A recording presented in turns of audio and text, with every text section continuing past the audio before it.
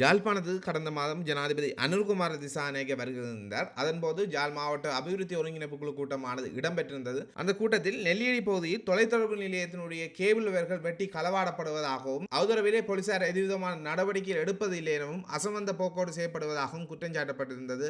இந்நிலையில் ஜனாதிபதி அவர்கள் ஒரு உத்தரவை பிறப்பித்திருந்தார். போலீசார் அது தொடர்பிலே உரிய நடவடிக்கை எடுக்க வேண்டும் என்று தெரிவித்திருந்தார். இதன் பின்னர் போலீஸ் உயர் அதிகாரிகள் நெல்லியடி போலீசாருக்கு அழுத்தத்தை பிரயோகித்திருந்தார்கள். அதாவது இந்த பிரச்சனையை உடனடியாக தீர்க்குமாறு. இந்நிலையில் நெல்லியடி போலீசாரால் ஒருவர் கைது செய்யப்பட்டிருக்கின்றார். அவர் மீது சித்திரவதை பிரயோகிக்கப்பட்டிருப்பதாகவும் தன்னுடைய கை உடைந்திருப்பதாகவும் குறித்த பாதிக்கப்பட்ட நபர் யாழ்ப்பாணம் ஊடக அமையத்திலே ஒரு ஊடக சந்திப்பு ஒன்றை நடாத்தியிருக்கின்றார். தான் தன்னுடைய அம்மாவினுடைய வீட்டுக்கு சென்றதாகவும் தனக்கும் இந்த தொலைத்தொடர்பு நிலையத்தினுடைய கேபிள் அறுப்புக்கும் எதுவிதமான சம்பந்தம் இல்லை எனவும் தான் ஏற்கனவே கை பாதிக்கப்பட்ட ஒரு நபர் எனவும் இந்நிலையில் போலீசார் தன்னை பலவந்தமாக கைது செய்ததாகவும் எதுவிதமான ஆதாரங்களும் இல்லாமல் திடீரென வந்து கைது செய்ததாகவும் சித்திரவதை செய்ததாகவும் அதன்போது தன்னுடைய கையில் முறிவு ஏற்பட்டிருப்பதாகவும் குறித்த நபர் கவலையோடு வெளியிட்டிருக்கின்றார். இது தொடர்பிலே மனித உரிமைகள் ஆணைக்குழுவில் முறைப்பாடுகள் மேற்கொண்டிருப்பதாகவும் அவர் தெரிவித்திருக்கின்றார். அனுர்குமார திசாநாயக்கனுடைய ஆட்சியிலும் இந்த போலீசாரினுடைய எதேச்சியான அதிகாரங்கள் பிரயோகிக்கப்படுகின்றது பொதுமக்கள் மீது. இது தொடர்பிலே பொதுமக்கள் பாதுகாப்பு அமைச்சரும் சரி, யாழ் மாவட்டத்தில் இருக்கக்கூடிய அமைச்சர்கள், பாராளுமன்ற உறுப்பினர்களும் சரி, இது தொடர்பில் கவனம் எடுத்து பாதிக்கப்பட்ட நபருக்கு உரிய நஷ்டஈடை வழங்க வேண்டும், அவருக்குரிய நீதி வழங்கப்பட வேண்டும். அவர் குறிப்பிடுகின்றார், தான் அன்றாடம் வேலை செய்துதான் தன்னுடைய குடும்பத்தினுடைய நாளாந்த வருமானம் காணப்படுவதாகவும் தன்னுடைய கையிலே முறிவு ஏற்பட்டதன் காரணமாக தான் பல நாட்களாக வேலைக்கு செல்லவில்லை எனவும் இன்னும் சில மாதங்கள் வேலைக்கு செல்லாமலே இருக்க வேண்டிய துர்ப்பாக்கிய நிலை காணப்படுவதாகவும் தனக்கு நஷ்டஈடு வேண்டும் என அவர் தெரிவிக்கின்றார். அதற்கான காட்சிகளை தற்போது பார்க்கலாம். நந்தகுமார் லங்கேஸ்வரர். நான் மந்தையிலுக்கு போய் அம்மாட்ட கூப்பிட்டேன். ஒரு இடத்துல ஒரு பின்னிரம்பு அம்மாவிட்ட போயிட்டு கோயிலடியில் விழுந்துட்டான். 2 இடத்த ரோட்டுக்கு போக புரஸ்காரம் ஊற்றவங்க வந்து பிடிச்சி அடித்து கையெல்லாம் முடிச்சுட்டு இப்போ தூக்கி எறி கொண்டு போனவங்க.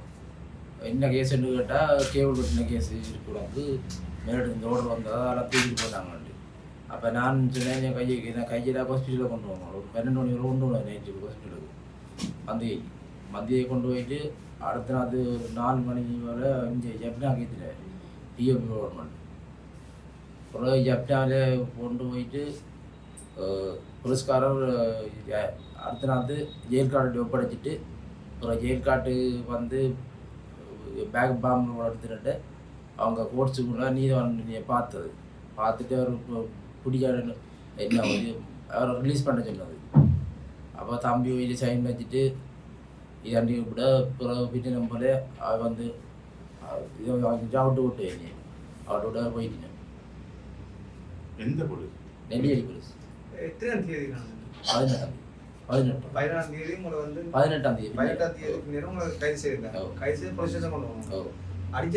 அடிச்சு பிடிச்ச கை மயங்கிக்கிறோம். அப்போ விலங்கா போட்டு ஆட்டோ வக்கி இருக்கு தானே, அதை குப்பரை போட்டு காலை உடைய கொண்டு போனேன்.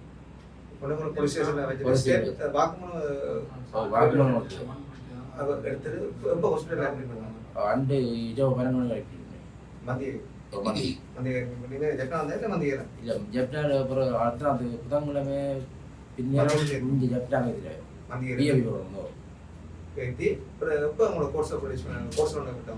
என்ன அண்டி அண்டி அடுத்த நாள் பின்னேரம் 19 20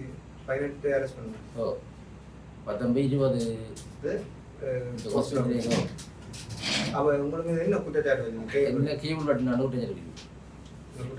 6 கேஸ் போட்டுக்கணும். இது வரைக்கும் நெல்லியில் ஒரு கேஸும் இல்லை. 6 கேஸ் போட்டிருக்கேன். என்ன கேஸ் தெரிஞ்சா நீதான் பார்த்துட்டு புனையோட சொல்லி புனையில விட்டு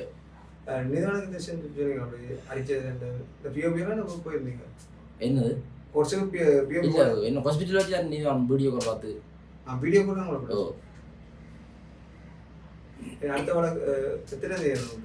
இப்போ என்ன இது இந்த வழக்கு 10ஆம் மாதம் 25ஆம் தேதி கொடுக்குது. வீடியோ கூட பார்க்கும்போது நீங்கள் உங்களுக்கு அடித்த விஷயத்தை சொன்னீங்க. யார் இப்போ கதைக்கிற அப்படி பார்த்துட்டு கையை பார்த்துட்டு கூட சொல்லலாம். கை பார்த்து இது சொன்ன வேறு எங்கேயாவது நீங்கள் முறைப்பாடு செய்திருக்கீங்களா?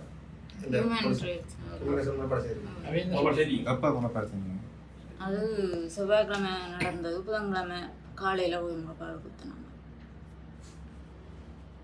அதுதான் அவங்களை கோல் பண்ணுறோம்னு சொல்லி சொன்னேன். இதுக்கு என்ன நீங்கள் எதிர்பார்க்குறீங்க? என்னது இது வந்து இவருக்கு அம்மா இயலாது, மனநோயாளி. ஒரு அக்கா ஒரு ஆள் அவாவும் இயலாதவா, கதைக்க மாட்டா. மற்ற 4-5 ஆம்பளை பிள்ளைகள். இவர் 5ல் எல்லாரும் வெட்டிங் பண்ணி போயிட்டினான். இவரும் வெட்டிங் பண்ணிட்டாரு நெல்லியடியில். இப்போ இவர் ஒரு அக்கா கட்டாமல் இருக்கிறா. அவள் தான் வீட்டை குடும்பத்தையே பார்க்குறது. இவர் வந்து ஏற்கனவே கையேலாதவர். என்ன கட்டக்கு முன்னமே அவருக்கு கையேலாது. கையேலாதவரை வயர் வெட்டினான்னு சொல்லி புகார் கொடுத்துருக்கணும். அதுக்கு என்ன ஆதாரம் இருக்க வீட்டை, என்ன சாட்சி இருக்குது? சாட்சியை வச்சு தான் இவன் பிடிக்கணும். சாட்சி இல்லாமல் பிடிச்சி அடிக்க இயலாது தானே. அடிக்கிறதும் முதல் பிள்ளை. ஒன்று சாட்சி இருக்கணும், இல்லை ஆதாரம் இருக்கணும், இல்லை புருவம் இருக்கணும். ஒரு வீடியோ ஆதாரமோ என்னென்றாலும் ஒன்று இருக்கணும். ஒன்றும் இல்லாமல் ஒன்றை அடிக்க. எனக்கு 2 பிள்ளைகள், 1 ஆம்பளை பிள்ளை 1 பொம்பளை பிள்ளை. 4 மாதம் 4 வயசும் 8 மாதம். இவர் தான் எங்களை பார்க்குறது. இப்போ இவருக்கு கையடிச்சு முடிச்சதால் என்ற பிள்ளைன்ற படிப்பு செலவுக்கு கஷ்டமாக இருக்குது. இப்போ அவருக்காக அவ தான் அடித்து கை முறிச்சது. அது வேறு இதாலையும் இல்லை, அவ தான் அடித்து முறிச்சது. இவர் கையில்லாதவர், மரத்தில் ஏற மாட்டார். நாங்கள் தேங்காய் பிடுங்குறதுக்கே இவரை கேட்குறீல. நாங்கள் தான் தடியால் பிடுங்குறது, என்னடா மரத்தில் ஏற மாட்டேன். அப்படியானவர் என்னென்று மரத்தில் ஏறி வயர் வெட்டினவர். அதைத்தான் நாங்கள் இப்போ அன்றைக்கி கொண்டு இருக்கிறோம். எங்களுக்கு அதுக்கு ஒரு தீர்வு வேணும். மற்றது இவரை அடித்ததுக்காக இவர் இப்போ இனி இந்த கையால் ஒன்றும் செய்ய மாட்டார். எங்களை பார்க்குறதுக்கும் ஒரு தரம் இல்லை. அவற்றை அக்கா ஒரு ஆள்லாம் அங்கே இடைக்கிட பார்க்குறவா, தேவட்டையும் பார்த்து எங்களையும் பார்க்குறவா. அவாம ஒரு பொம்பளை பிள்ளை கல்யாணம் கட்டாமல் இருக்கிறா. அவன் நடுக எங்களை பார்க்க இயலுமோ? தன் குடும்பத்தையும் பார்த்து எங்களையும் பார்க்குறோண்டா அவக்கும் கஷ்டம். அதுக்கான எங்களுக்கு ஒரு தீர்வு கிடைக்கணும். மற்றது வேறுக்கு அடித்து முடிச்சதுக்காக அவற்றை பிள்ளைகளுக்கும் மனைவிக்கும் அவையால் ஒரு நஷ்ட வீடு උදවිනේ பெற்றுத்தருமாறு கேட்டுக்கொள்கிறோம். මාර්ගයේ මනසන ශ්‍රී ලංකා ටෙලිකොම් වඩමරාජ කාර්යාලය මගින් ග්‍රාම සේවා 25 ආවරණ මණ්ඩපවල ජනතාවගේ සංනිවේදන අවස්ථාව සඳහා දුරකථන රැගෙන සබඳතා ලබා දී ඇත. එම ප්‍රදේශ මද්‍රව්‍ය භාවිතාව නිසා ඒක කපන් ගිලා තියෙනවා. ඒ ජනතාව දුරකථන රැගෙන දෙනවා කපාගෙන ගිලා බලන්න. ප්‍රැක්ටිස් එකේ දැක්කේ මේ වගේ දුරකථන රැගෙන කැපීම ගොඩක් මෑන්කෝ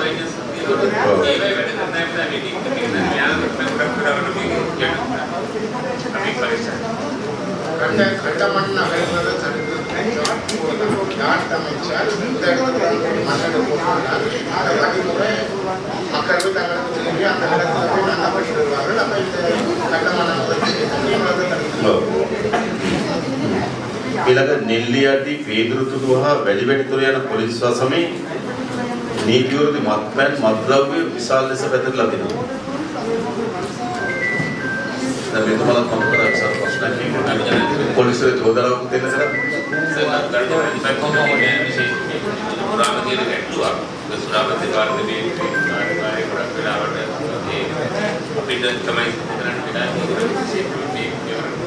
ශ්‍රී ලංකාවේ ව්‍යාපෘති යටතේද එදින විශේෂ මහජන සහභාගීත්වයෙන් අවශ්‍ය ඉන්න මේක පන්තිවරු නිකුත්කරන විදිහට එන්න විදේශපාලන අධිකාරියන් මේක මැදිහත් වෙන ගමේ තරුණ පරපුර පොලිසියත් එක්ක එකතු වෙන්න ඉස්සරහේ මම කිව්වා චෝදනාව කරා පොලිසියට දෙනතුරු ඉලියනවා ඒකට අපිට පොලිසිය තුල අපි හදලා තියෙනවා සමන්ත විශ්වාසයෙන් තොරතුරු ලබා දෙන්න පුළුවන් නිලධාරියෙක් ස්ථානාධිපති වෙන්න පුළුවන් නම සම්බාර නිලධාරිය වෙන්න පුළුවන් ඒ නිශ්චිත නිලධාරියාට මේ තොරතුරු ලබා දුන්නම එතකොට ඒක ලීක් කරනවා නම් එයාට මේකට අපිට පුජ්‍යලයක් නිශ්චිතව හඳුනගන්න පුළුවන් කරනවා ඉතින් මේ ශ්‍රී ලංකා ව්‍යාපෘතියකට බලාපොරොත්තු ධම්මාන මට්ටමේ විශේෂ මේ මධ්‍යම වලට ඇක්ටිව් වෙච්ච කට්ටිය ඉන්නවනේ මේ කට්ටිය ස්වේච්ඡාවෙන් මේ පෞලේ ඉන්නගේ සහයෝගය අරගෙන උන්ට ප්‍රතිකාර වලින් අවශ්‍ය ප්‍රතිකාර මට්ටමට ගෙනියන්නේ ඒකට මුළුත්තාවරේ නොවන මුළුත්තාවරේ දෙවන්න මෙයා අපි ඒකාබද්ධ ප්‍රවේශයක් කියවස මේක උපදන්න පුළුවන් ඒවත් අපි අපේක්ෂා කරනවා මේ එක්වනින් නව මහජන ආරක්ෂක කමිටුව හදන්න නේද? නව මහජන ආරක්ෂක මොකද මේ මද්ද්‍රව්‍ය වගේ ඒවා දැන් පොලිසිය පාරක් දානත් බෑ ගියා දානත් බෑනේ. ඔය මේ මද්ද්‍රව්‍ය වගේ එකක් මර්ධනය කරන්න නම් අනිවාර්යයෙන්ම ජනතාවගේ සහාය අවශ්‍යයි. හැබැයි ජනතාවගේ සහය ගන්න නම් පොලිසිය පිළිබඳ විශ්වාසයත් අවශ්‍යයි.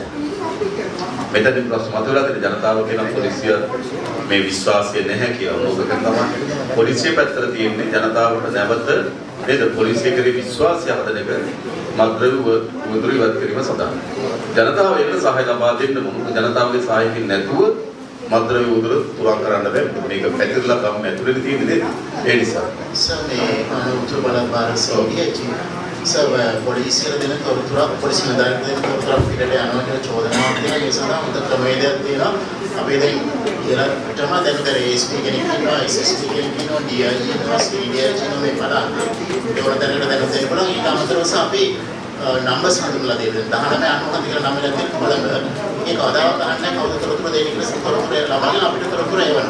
ඒතර ඒ වගේ කවදාවත් ලීක් වෙන්නේ නැහැ නිසා ජනතාවට ඒ වගේ පාසුන සම්පේන තියෙනවා.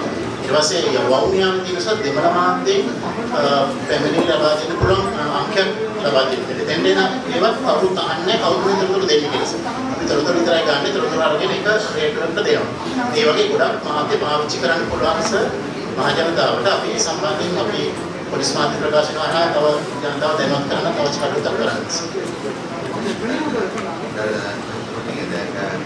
පසුගිය කාලේ මටත් තිබෙන අත්දැකීම් තියෙනවා අපේ කරණාවක් මම හිතන්නේ මිනිස්සු ඉඳන් තමට දෙන්න කියනකට වඩා ඉල්ලුවේ ගම්වල මේ මත්ද්‍රව්‍ය උදුරෙන් ගම බේරලා දෙන්න කියලා. උදාහරණයක් ගත්තොත් කිල්නොච්චි රාමනාදන්පුර පොලිසිය මාරු කරන්න තමයි ගම්වල මිනිස්සු ඉන්නේ. මම පොලිසිය මාරු නිසි ගෞරවය කියන්නේ. ඒ වගේම ඊචලම්පුර වවුනියා නෝ මුළු ගමම කියපු දෙයක් තමයි ඒ නිසා මම හිතන්නේ මේක සමාජ ප්‍රශ්නයක්.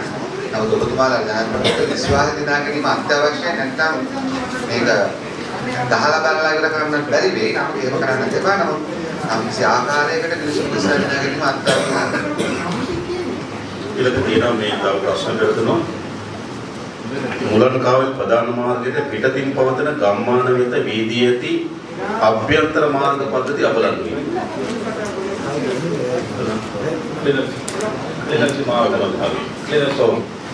මොකක්ද එතන? අරදී. ඒ කියන්නේ නාට්‍යකුඩා මන්සන්දෙච්ච නාට්‍යකුඩා ගම්මාන දෙවන මාර්ග අබලන් වෙනවා. මුන්ඩා පිටිති ගම්මානයේ දිවෙන මාර්ගී කතෝලික දේවස්ථානයේ වෙරළ තීරය දක්වා දිවෙන මාර්ගය අවලංගුනවා. දේවන් පිටි ගම්මාන දිවෙන මාර්ගයේ දේවන් පිටි කතෝලික දේවස්ථානයේ වෙරළ තීරය දක්වා අවලංගුනවා. අන්තෝනියපුරම් ගම්මාන දිවෙන මාර්ගයේ ග්‍රාම සේවනදාරයේ අස්ලසික තීරය දක්වා දිවෙන මාර්ගය අවලංගුනවා. එහෙම ඇවිල්ලා තියෙනවා මොකක්ද? ඔව්. இதெல்லாம் முழங்காவிலேயும் நீங்கள் பார்த்தீங்கன்னா பல்லவராயங்கட்டு சந்தையிலிருந்து இராஞ்சி வேரவில் வெள்ளப்பாடு போகிற பாதை இன்னும் வெள்ளத்தில் தீவாக போக முடியும். அதே போல் கௌதாரி முனை போகிற பாதை இது பிரதானமாக மக்கள் பார்க்க பழைய கிராமம் அரசாங்கம் முயற்சிகள் மேற்கொள்ளப்படும். இந்த இதுக்கு தான் நான் சொன்னேன் இந்த தார 5000 கிலோமீட்டர் மட்டும்தான் சின்ன சின்ன விஷயங்களையா சிக்கலாக முடிக்கலாம். பெருசுக்கு பெரிய அளவில் නැත්නම් වීදි කොටාඩ නමුත් අපි ප්‍රමුඛතාවය දෙන්නේ මේ පාරවල් ටිකට අපි අපේ මලේ පාඩි කිලෝමීටර් 6ක් කිලෝමීටර් ප්‍රමාණයක් 3000ක් තරම් තීරයක්. ඒ සැක ප්‍රාප්ත තීරව හදන්න ඕනේ. ඒක කළා කියන උදාහරණය. මරදන් කේණි වල තියෙනවානේ කිලෝමීටර්. මරදන් කේණි අයිය කච්චි දක්වා තිබෙන පාර. ඒක සම්පූර්ණ මේ අපරාධ රචායක அதுபோல் நாங்கள் ஏற்கனவே கூட அறிவித்தலில் இங்கே வீதி அபிவிருத்தி அதிகாரி தலைவர்கள் இங்கே வந்து எங்களுடைய வீதி அபிவிருத்தி திணைக்களத்தினுடையதும் வீதி அதிகார சபையினோடு உள்ளாட்சி சபையுடைய வீதிகள் சம்பந்தமாக எங்களுடைய தரவுகளை கேட்டு நாங்கள் கொடுத்திருக்கிறோம். அந்த வகையில் எங்களுடைய மாகாணத்துக்கு உட்பட்டிருக்கிற வீதி அபிவிருத்தி திணைக்களத்துக்கு உட்பட்ட 950 கிலோமீட்டருடைய 40 மில்லியனான உத்தேச செலவோடு கொடுத்திருக்கிறோம்.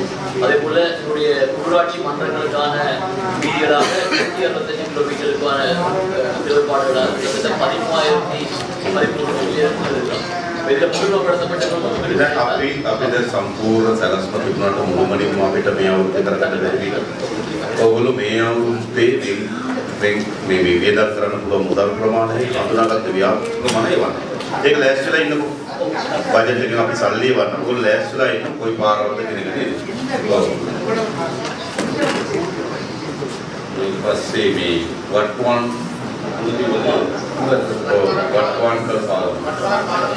ඒ පාලමත් අපි හදන්න තීන්දුව කරන් තීරණයකට උදව් කරන්න. ඒකත් හදන්න ප්‍රධාන වශයෙන් සංචාර සම්බන්ධයෙන් අපි උදලා තියෙනවා. ඒ වගේ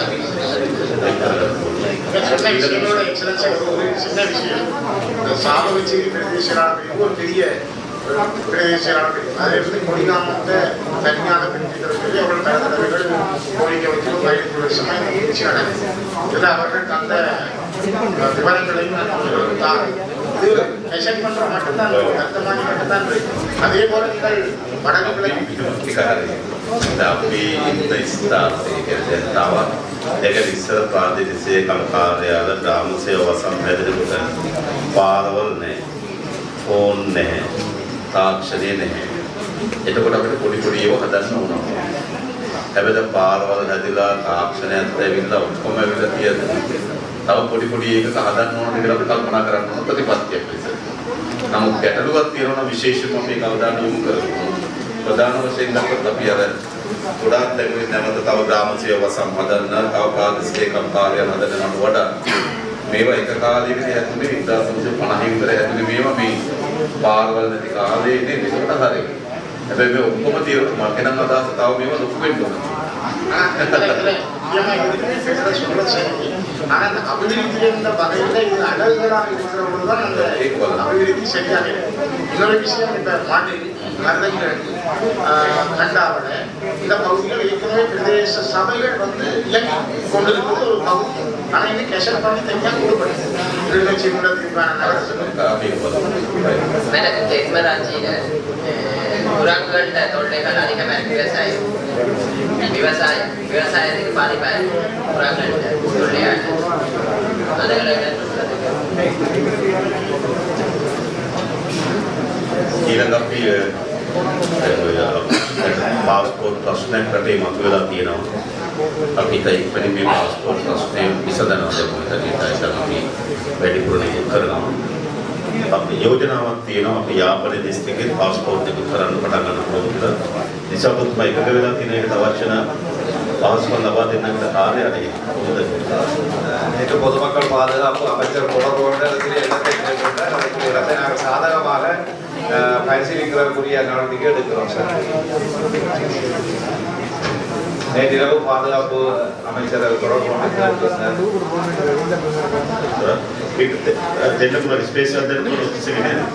மேனேஜ்மெண்ட் கஷ்டப்பட்டுதான் இருக்கு இல்லை சார். ஆனால் இருந்தாலும் நாங்கள் இந்த ஒரு முக்கியமான யாழ்ப்பாண மாவட்டம் வடக்கு மாநிலத்துக்குரிய அவசர அவசியம் தேவையற்ற காரணத்தால் நாங்கள் இதுக்குரிய முயற்சி எடுத்து மிக விரைவாக வழங்குறவங்க நடவடிக்கை எடுக்கிறோம்.